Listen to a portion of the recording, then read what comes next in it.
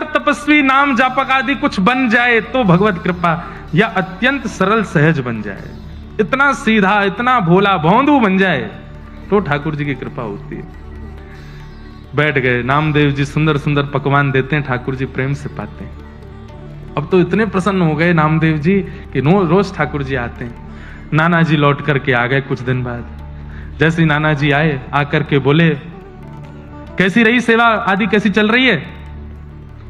आप ही जाके पूछ लो, भीतर जाके आप ही देख लीजिए। तुम्हारा जैसे वामदेव जी ने प्रवेश किया तो ठाकुर जी अलग ही चमक रहे थे, और मंदिर का वातावरण, आभा प्रभा सुगंधी सब कुछ से लगने लगा कि ठाकुर जी सेवा तो हुई है। नामदेव जी को हृदय से लगाया, बहुत प्रसन्न हुए। अब आज से सेवा नाना जी करने लगे, सामने भोग प्रसाद रख दिया। नामदेव जी खड़े खड़े देख रहे थे। अब वो तो थोड़ी देर भोग रख के पर्दा करके उठा लिया। बोले ये क्या कर रहे हो आप? वामदेव जी बोले भोग लगाए बेटा। भोग कहां लगा, इसमें तो सारी सामग्री रखी है, कुछ खाया तो है नहीं ठाकुर जी ने। वामदेव जी बोले ऐसे ही लगता है भोग, ठाकुर जी के सामने पधरा दो, पर्दा लगाओ, उठा के ले चलो।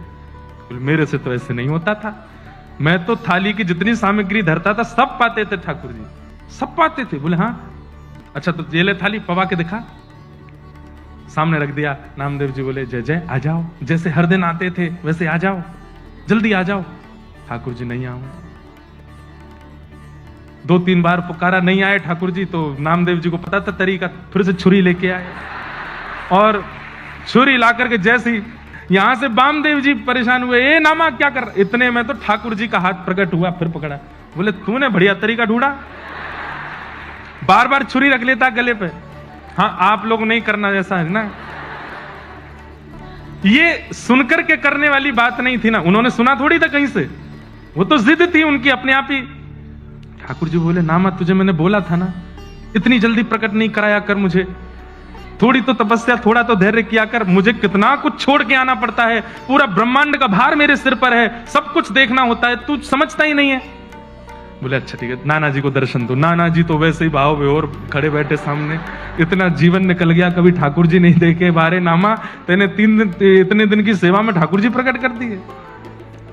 ऐसे श्री नामदेव जी महाराज हमारे,